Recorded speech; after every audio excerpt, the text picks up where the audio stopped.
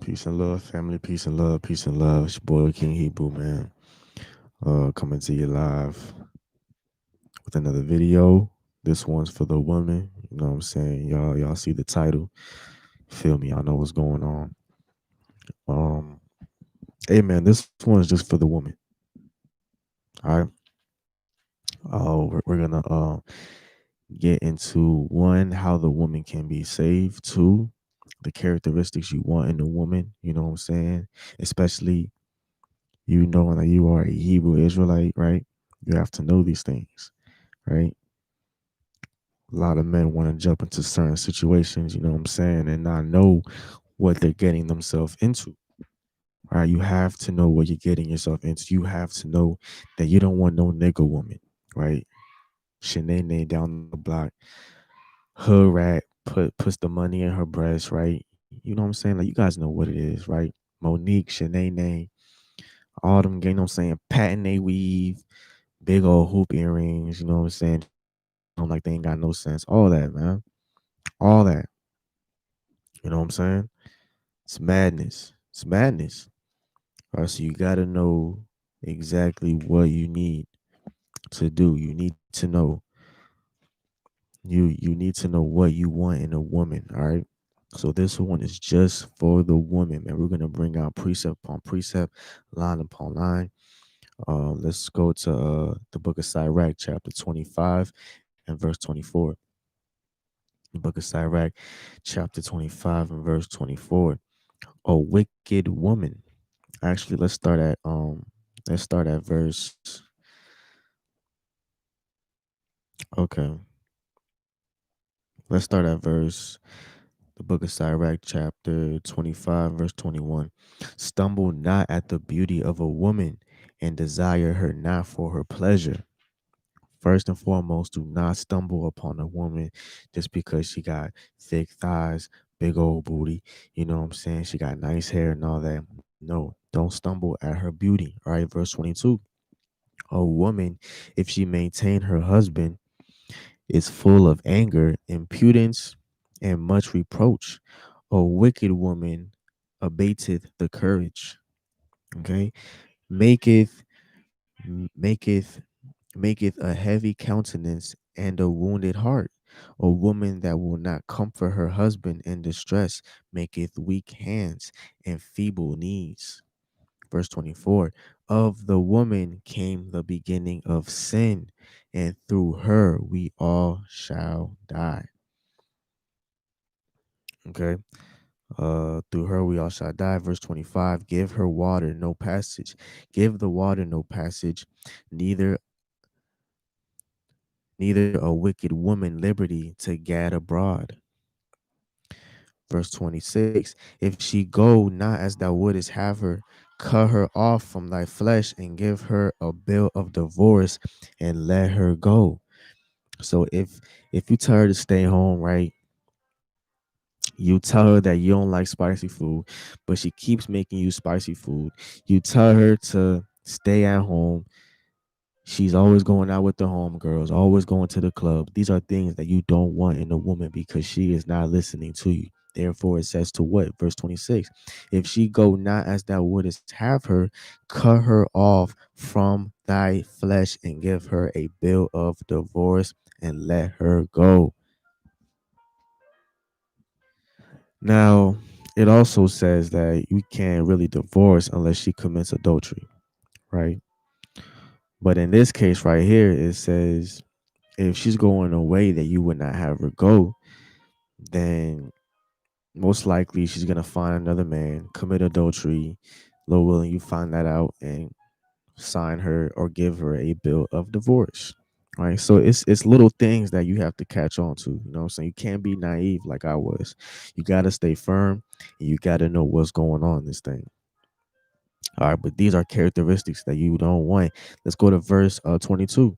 The book of Sirach, chapter 25 and verse 22. A woman, if she maintain her husband, Is full of anger, impudence, and much reproach. A wicked woman abateth the courage, maketh a heavy countenance, and a wounded heart. A woman that will not comfort her husband in distress maketh weak hands and feeble knees. Right, you're sick. She ain't taking care of you. Sick. You know what I'm saying? She up and about. She out here and there. You know what I'm saying? She's all over the place. You know what I'm saying? That's what we got going on here. So these are things that you want a strong woman. You want a woman who's always with you in the precepts, watching videos with you, writing down notes, taking notes, right? You want a partner in this thing, man. All right. This is what you want.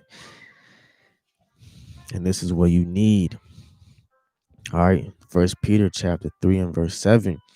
Likewise, ye husbands, dwell with them according to knowledge, giving honor unto the wife as unto the weaker vessel, and as being heirs together of the grace of life, that your prayers be not hindered. So understanding that she is the weaker vessel, being that they are a bit more women are more emotional, right? So now we have to understand that we can't be bitter, we can't be bitter towards them or this and that, being that they're already weak, right? But some women do test your patience. Some of them, they don't know their place, right? Because in Babylon the Great, America, they women have been put on a higher pedestal than men, right? So now they think that they can go all in your face, right? They doing all this in your face, all the body language and the cursing and all this and the chewing gum, patting their weaves and getting all loud. That's the shenanigan you don't want. A woman who has no respect for you. A woman who belittles you as a man, right? Playing with you, right? Hanging out with little John. You feel me? I've been through all that, man. So I'm giving you um knowledge off my experience, man. This is what you don't want. This is what you don't want. Cause guess what? Once you're in, it's stuck, man. All right. But this is for all the women out there who think that it's sweet. You know what I'm saying? It's sweet to play around with your man. You know what I'm saying? It's sweet to push his buttons. You know what I'm saying? It's the book of First Timothy, chapter 5 and verse 6.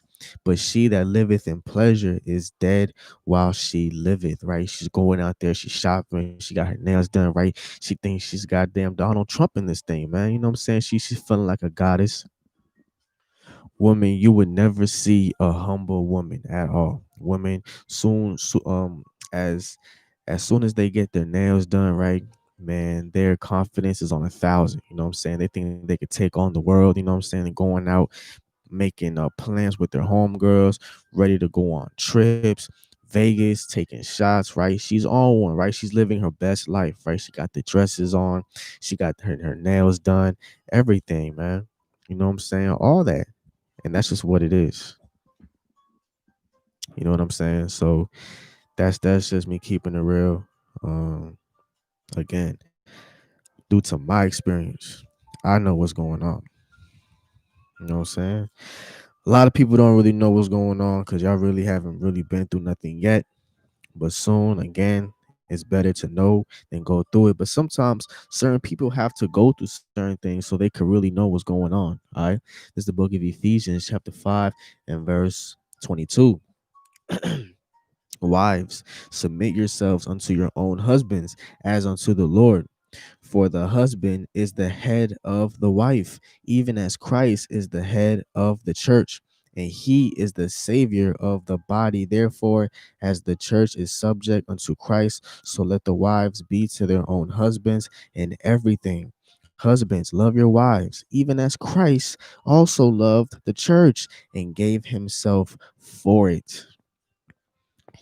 Self-explanatory, man. Self-explanatory, straight to the point. You know what I'm saying? Let's get Colossians chapter 3 and verse 18. All right. Colossians chapter 3 and verse 18. Wives, submit yourselves unto your own husbands as it is fit to the Lord. As is fit in the Lord. As it is fit in the Lord. Husbands, love your wives and be not bitter against them. Husbands, love your wives and be not bitter against them. Straight to the point. Straight to the point. Let's get First Corinthians chapter 11, verse 9. All right, it's the book of First Corinthians, chapter 11, verse 9. All right. Um, let's start at verse 8. First Corinthians chapter 11, verse 8. For the man is not of the woman, but the woman of the man. Neither was the man created for the woman, but the woman for the man. For this cause ought the woman to have power on her head because of the angels. Nevertheless, neither is the man without the woman, neither the woman without the man in the Lord. For as the woman is of the man, even so is the man also by the woman, but all things of God, Yahweh. Straight to the point, man. Neither was man created for woman, but the woman for the man, right? Because God made Adam first. Then the the Lord made Adam, then he made Eve. Why? Because he said Adam needs a helper. Adam needs assistance, whether it's cooking, whatever the case may be. The Lord knew that he couldn't be alone. So he needed a partner, right? Let's get First Timothy chapter 2 and verse 11. Um, right. And now we're gonna get into how women should dress, how they should act. Now we're gonna get a little deeper in what you want in a woman as a Hebrew Israelite, not as an African American, right? Because if you want a woman as an African American, then she has to have a big old booty, slapping her head, right? Big old hoop earrings, right? Tight leggings on, right? That's what you want. That's not what Hebrew Israelites, the gods of Yahweh, that's not what we want as gods on earth, man. We want our woman to dress a certain way, um, modest apparel, no hoop earrings, no goddamn uh Michael Kors watches and Pandora bracelets and rings and all that and pearls, all that out the window, man. Head wraps, modest apparel, right? Dresses, all right. First Timothy chapter 2. Let's start at verse 9.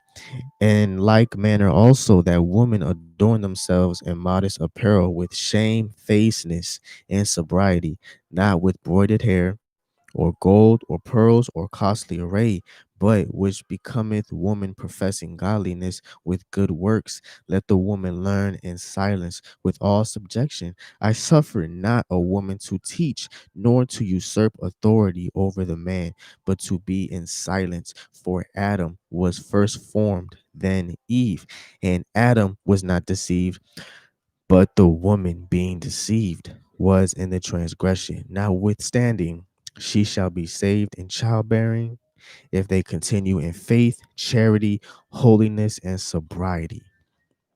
All right. So modest apparel, dresses, head wraps.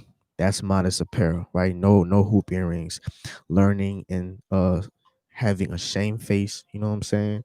Being sober, learning in silence, not being able to teach. Women should not be teaching. Women should only be listening and learning in silence. Right. Women should not teach, should not usurp authority over the man, but to learn in silence. The only way a woman can be saved is by childbearing, having children, continuing in faith, right? Being faithful to your partner, your husband, charity, right? Cooking or whatever, holiness, no cursing and throwing things across the house. That's being holy. And sobriety, no drinking, no smoking, no none of that. Step to step. I mean, plain upon tables, man. All right, plain upon tables, how to dress, how to act, and how to be saved, man. Straight to the point, y'all. Straight to the point. Let's get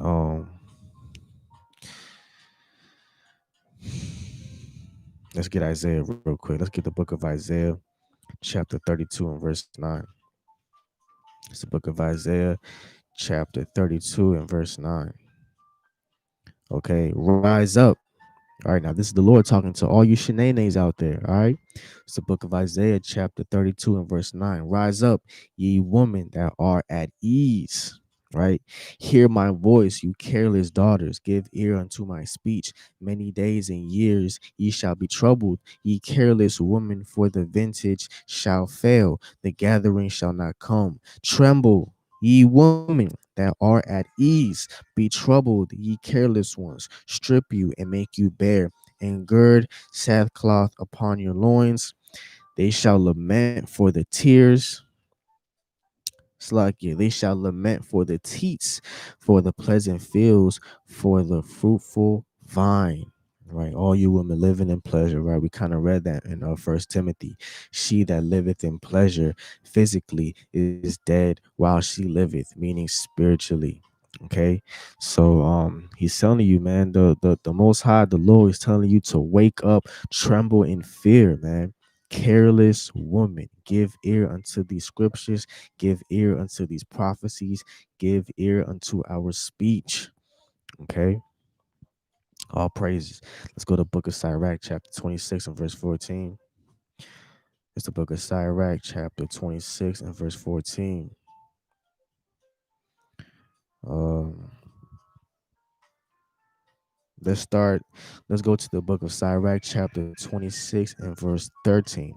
The grace of a wife delighteth her husband, and her discretion will fatten his bones. A silent and loving woman is a gift of the Lord, and there is nothing so much worth, and there is nothing so much worth as a mind well instructed. A shamefaced and faithful woman is a double grace, and her continent mind cannot be valued. As the sun when it ariseth in the high heaven, so is the beauty of a good wife in the ordering of her house. Silent, faithful, mind well instructed, shamefaced, loving, learning in silence, asking questions, right? Modest apparel, no yelling, right? One who listens, doesn't put the money all in her breast. Put it in your purse, man. There's no reason. This ain't the projects, man. Now it's time. Once we know these scriptures and know the prophecies, now it's time to act civilized. Because a lot of y'all not acting civilized. That's y'all problem. You guys forgot who you were, so now you want to act ratchet. Stop acting ratchet, bro. Stop. Stop acting ratchet. Please. Thus saith the Lord. Thus saith the Lord, man. Once we get into these scriptures, there's no reason to act ratchet. There's no reason as to why you're still putting money in your breast, patting your weave, right? Got hoop earrings on, wearing tight ass clothing. All right, let's get the book of Isaiah, chapter 3 and verse 16. Moreover, the Lord saith, because the daughters of Zion are haughty, and walk with stretched forth necks and wanton eyes, walking and mincing as they go, and making a tinkling of their feet. Therefore, the Lord will smite with a scab the crown of the head of the daughters of Zion, and the Lord will discover their secret parts. In that day, the Lord will take away the bravery of their tinkling ornaments about their feet and their calls, and the round tires like the moon, the chains, the bracelets, the mufflers, the bonnets, the ornaments, the legs, the headbands, the tablets, the earrings, the rings, the nose jewels, the changeable suits of apparel, the mantles, and the wimples, and the crispy pins, the glasses, and the fine linen, and the hoods, and the veils. And it shall come to pass that instead of sweet smell, there shall be stink, and instead of a girdle, a rent, and instead of a well set hair, baldness, and instead of a stomacher, a girding of sackcloth, a girding of sackcloth, a burning instead of beauty. Thy men shall fall by the sword, and thy mighty in the war, and her gates shall lament and mourn, and being desolate shall sit upon the ground. The Lord's gonna take away all your ornaments, man. Straight to the point. Right? You guys want to live in pleasure, right? He's gonna take away all that. He's going to take away all that beauty, all the good smelling perfumes you got, all the tinkling ornaments, right? You going out wearing this tight ass clothing, you going to the club, you having a couple of drinks with your homegirls, right? You're walking out the house with this tight ass clothing and outfits because you want attention. You want men to come up to you and you want them to spit game, not because you're smart, but basically because you got a fat ass. That's the reason why. And you're putting yourself in that position because you're giving yourself, right? You are putting on all these tight ass clothing, right? The leggings, ass all out, thick thighs showing, right? Hair weave on point. You dig what I'm saying? So, I mean, and then you wonder why men are dogs. Men are dogs based on the appearance, is how you're dressing. When men could tell who you are by how you dress. It's very simple. Women is based on how you dress. You're dressing like prostitutes. You're dressing like prostitutes, bruh. Walking around with wanton eyes, right? You want attention. You want men to come up to you and you know what I'm saying, spit game or whatever. Based on your apparel, based on what you dress or how you dress, is how they're gonna treat you. If you want a man to treat you with respect, you must have a dress on, a headband. Look modest. That's modest apparel. No leggings, crop tops. You feel me? Thighs showing, stomach showing, everything out. Everything's out. You're not covering up nothing. Therefore, the man coming up to you talking about, hey, you know what I'm saying, if you want to come to my hotel, he's talking like that based on your apparel. He could tell what you want based on how you're dressing. Very simple. So if you got a crop top with some leggings on, he's gonna assume, yo, she probably wants some, you know what? She probably want to skip the dates, you know what I'm saying? You know what I'm saying? She's trying to skip all that. You feel me? She's trying to skip all that. You know what I'm saying? Maybe we can go straight to the hotel and do what we do. That's based on your apparel, based on how you dress. Women, again, if you want women to, if you want men, Salakia, to treat you with respect, to talk to you with respect, you must have on modest apparel. Because that's the first thing before we even have a conversation. That's the first thing we're looking at. We're looking at how you dress. What I'm saying, we're looking at your physical appearance.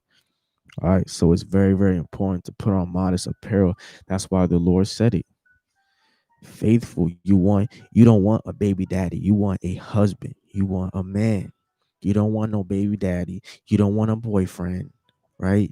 You don't want these things. And if you're gonna be a wife, all women should strive to be a wife, silent and loving, shamefaced, mind well instructed, faithful, holy, sober, charity, maybe cooking for the congregation. You know what I'm saying? Like maybe cooking for the church twice a month. You know what I'm saying? That's charity. Cooking for the Lord, cooking for your brothers and sisters in Christ, man. That's charity. Doing things for free community service, helping people out for a couple hours. That's charity. That's charity, bro. All these things is a woman of the Lord, a Hebrew Israelite woman. This ain't no Shanae. This ain't no Bianca down the street, right? With the 5 baby daddies working at Popeyes. And no, man, no, no, no. That's not what we want. That's not what the men of Israel strive for. All right. So write these precepts down. This one's for the woman. For King Hebrew, I love y'all. Um, I'm gonna come to y'all with more videos. Stay diligent, stay militant in these last days. Look out for the prophecies. I love y'all. Peace out.